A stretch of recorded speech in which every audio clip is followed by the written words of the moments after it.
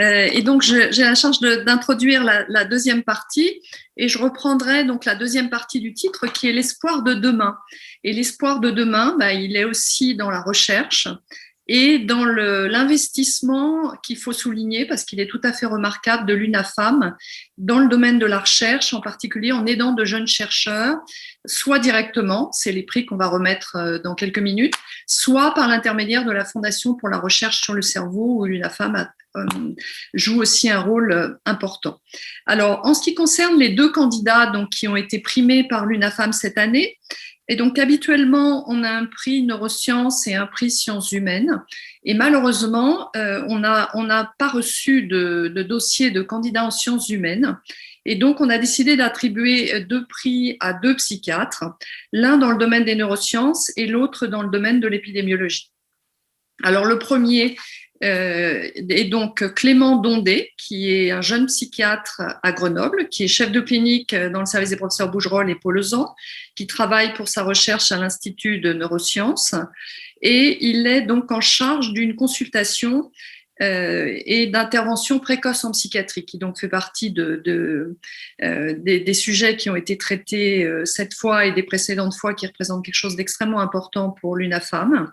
Et donc, il travaille sur la reconnaissance la recherche, en tout cas, de biomarqueurs, qui est une question clé en psychiatrie, puisque vous savez que malheureusement, en psychiatrie, on travaille seulement sur des symptômes qui sont subjectifs et qu'on aimerait avoir des choses plus objectives pour pouvoir confirmer des diagnostics, donner des éléments de pronostic. Et j'ai vu au travers du chat que c'était des éléments qui étaient très importants pour les patients comme pour les familles. Et donc, je vais laisser Clément Dondé nous dire quelques mots sur le travail qui a été primé sur les déficits de traitement auditif précoce dans la schizophrénie. Donc, Clément Dondé, vous avez la parole pour quelques minutes. Bien, merci beaucoup, professeur Thibault. Bonjour et bonjour à toutes.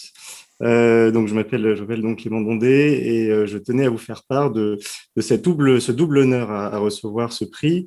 Tout d'abord pour la reconnaissance du travail réalisé et ensuite parce que cela vient signer également la collaboration extrêmement précieuse pour l'intervention précoce que nous avons avec l'UNAFAM.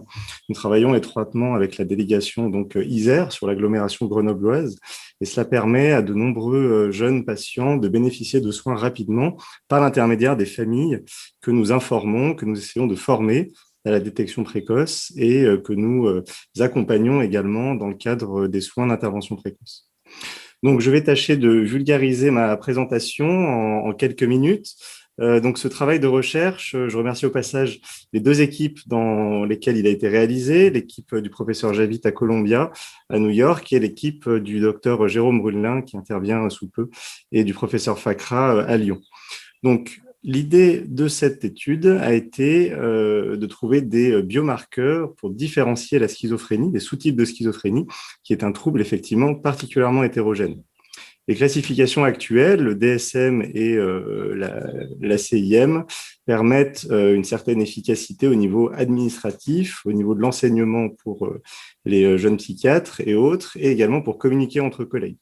Néanmoins, pour choisir le bon traitement et prévoir le pronostic des patients, ce n'est pas très utile. On a des patients qui ont un même diagnostic de schizophrénie, mais qui pourtant vont répondre à un même traitement de manière très différente. Pareillement, on peut avoir des schizophrénies qui évoluent assez mal, malheureusement, ou d'autres qui évoluent très bien.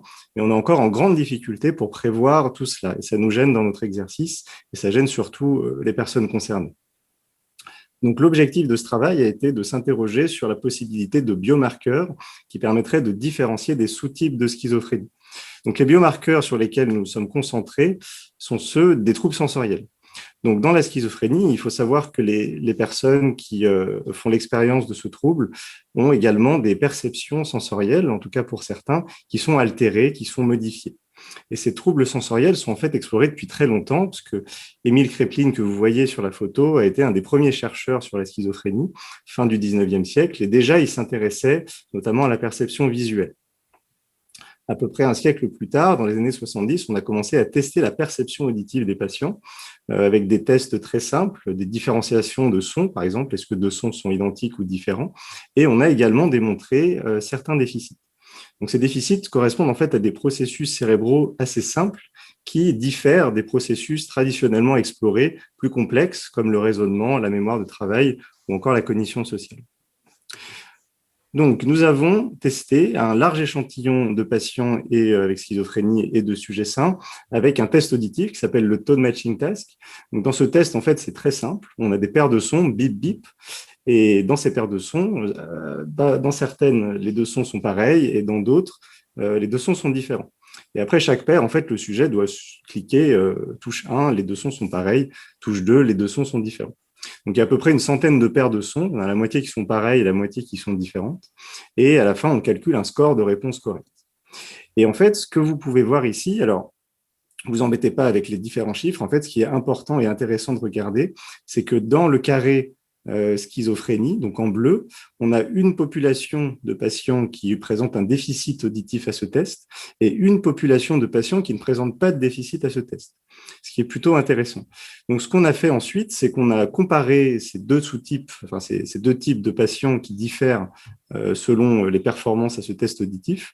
On a découvert que les patients qui présentaient un test auditif altéré étaient un peu plus sévères en termes de pronostic, en termes d'impact fonctionnel, de décrochage scolaire, de symptômes cognitifs, etc. Il n'y avait par contre pas de différence au niveau des symptômes cliniques, ce qui est intéressant. On s'est ensuite intéressé à la physiopathologie sous-jacente. Alors en fait, ce qui est intéressant d'observer ici, c'est que les patients présentant un déficit auditif à ce test présentaient une moins bonne connexion au niveau des aires cérébrales qui correspondent à la perception auditive, c'est-à-dire les aires cérébrales au niveau du cortex auditif qui sont en regard de l'oreille à peu près. Il y avait une moins bonne connexion entre les neurones chez ces patients. Par contre, dans le groupe de patients qui n'avaient pas de déficit au niveau du test auditif, il n'y avait pas de problématique au niveau de la connexion des aires cérébrales auditives. Donc, les perspectives en fait de ce travail, je dirais qu'il y en a trois. Tout d'abord, il pourrait être intéressant de réaliser ce test très simple qui dure 10 minutes dès les stades précoces de psychose pour essayer d'identifier rapidement les patients qui potentiellement évolueraient vers un plus mauvais pronostic. Parce que rappelez-vous, les patients qui présentent des déficits à ce test présentent un plus mauvais pronostic. Donc, ça pourrait être intéressant pour être plus intensif rapidement pour ces patients-là. En seconde perspective, ce test pourrait constituer un biomarqueur thérapeutique. Il y a déjà quelques études qui montrent que les patients qui présentent des déficits à ce test répondent mieux à certains traitements, certains programmes de remédiation cognitive, alors que les patients qui ne sont pas déficitaires à ce test répondent mieux, par exemple, à des techniques de stimulation cérébrale comme la TDCS. Et enfin, la troisième perspective intéressante, c'est celle du ciblage thérapeutique. Effectivement, la stimulation cérébrale dont on va vous parler juste après permet de cibler certaines zones cérébrales déficitaires et on pourrait penser que chez les patients qui présentent un déficit auditif à ce trouble, une stimulation des aires cérébrales auditives permettrait d'améliorer ces performances auditives qui sont liées à des troubles cognitifs plus complexes. Voilà, je vous remercie beaucoup pour votre attention. Je remercie encore une fois le comité d'organisation pour ce très beau colloque et le comité scientifique pour l'attribution de ce prix. Merci. Merci beaucoup, Monsieur Dondé. Et donc, Monsieur Dondé est promis un brillant avenir. Et donc, l'UNAFAM peut être très fière de l'avoir primé aujourd'hui. Donc, merci beaucoup. Merci. Le second candidat est Baptiste Pignon.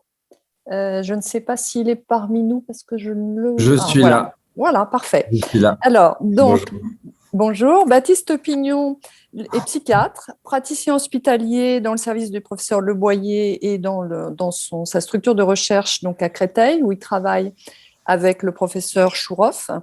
Il s'occupe d'un centre expert sur la schizophrénie et il va passer sa thèse de sciences en 2021. Il a également Je l'ai soutenu hier. Oh, bah alors félicitations. Merci beaucoup.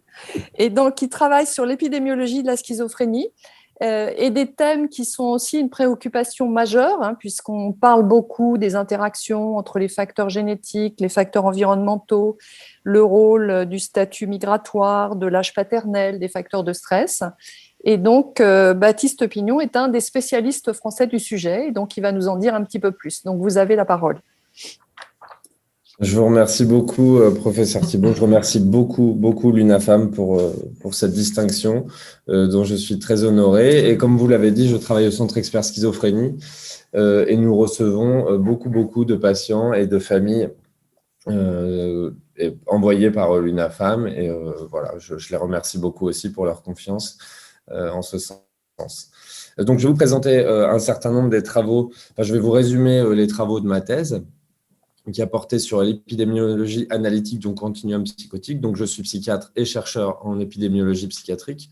Dans l'équipe du professeur Chouroff et du professeur Le Boyer, nous travaillons sur le rôle des facteurs environnementaux, notamment dans l'étiologie et dans la sévérité des troubles psychotiques et de la schizophrénie.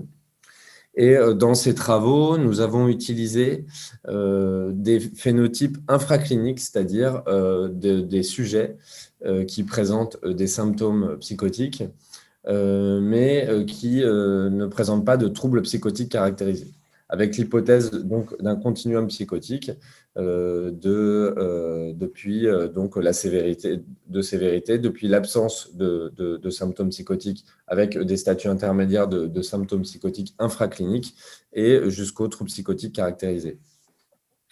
Et donc, un des travaux de cette thèse a eu pour objectif de mesurer la prévalence des symptômes psychotiques positifs en population générale. Donc, on voit que dans cette étude, nous avons trouvé que 22% des sujets issus de la population générale avaient eu à un moment dans leur vie des symptômes psychotiques positifs. Donc, ce qui montre que donc ces symptômes psychotiques qui vont bien au-delà des seuls sujets présentant des troubles psychotiques caractérisés. Par rapport à la littérature internationale, la prévalence des hallucinations en population générale était assez similaire, entre 3 et 6%. En revanche, pour les idées délirantes, nos taux de prévalence étaient plus élevés, avec notamment plus de 10% des sujets qui disaient avoir eu dans leur vie des idées délirantes de persécution. Les autres objectifs des travaux de cette thèse ont été notamment de mesurer l'impact des facteurs de stress psychosociaux sur le continuum psychotique, sur les phénotypes psychotiques infracliniques. Et nous avons montré donc que le statut migratoire était associé à ces phénotypes psychotiques infracliniques, que le fait d'avoir des traumatismes psychologiques dans l'enfance, des événements de vie stressants, donc des événements récents de vie stressants étaient associés également aux phénotypes psychotiques infracliniques, et que un indice qui est un indice sociologique qui est le capital social. Donc, le capital social, c'est quelque chose qui est défini par des sociologues, qui a été défini par des sociologues. En fait, on demande à certains habitants d'un quartier de noter leur quartier, de noter la qualité et la quantité des interactions dans leur quartier, s'ils s'y sentent bien, etc. Donc, vraiment quelque chose de populationnel. Et on a montré que donc, ce capital social, il était aussi associé au fait d'avoir des symptômes psychotiques positifs. Un déficit de capital social était associé à plus de symptômes psychotiques positifs. Dans le dernier travail de cette thèse, nous avons cherché à évaluer s'il y avait des interactions entre ces facteurs de stress psychosociaux et les facteurs génétiques. Et nous avons montré, donc là je vous présente encore une fois sur les symptômes psychotiques positifs, que les facteurs environnementaux et les facteurs génétiques agissaient de manière additive, indépendante sur ces symptômes psychotiques positifs, que donc sur ces facteurs de stress-là, il n'y avait pas d'interaction gène-environnement dans notre étude. Voilà. Donc, je vous remercie beaucoup encore une fois pour ce prix. Je remercie mon équipe et je vous informe que donc, ce prix qui m'a été décerné, il va servir à mon année de postdoctorat où nous avons l'objectif d'étudier le rôle de la pollution atmosphérique, donc, qui est donc un thème en termes d'environnement qui est émergent. Le rôle de la pollution atmosphérique dans l'étiologie des principaux troubles psychiatriques, de la schizophrénie, mais aussi du trouble bipolaire, et que donc nous avons des collaborations internationales et que donc ce prix pourra me permettre en partie de faire cette année de postdoctorat. Merci beaucoup. Encore bravo, merci. Et puis j'imagine que vous allez aussi travailler peut-être sur les conséquences du changement climatique, qui est aussi une thématique importante au niveau international. Et donc, je voulais dire aux membres de l'INAFAM que Baptiste Pignon, tout comme Clément Dondé, est lui aussi promis un brillant avenir. Et donc, nous sommes très fiers au travers de l'INAFAM d'aider la recherche et d'aider en particulier tous ces jeunes chercheurs et psychiatres qui sont très prometteurs pour demain et pour la recherche qui se fera demain en psychiatrie. Donc, merci encore.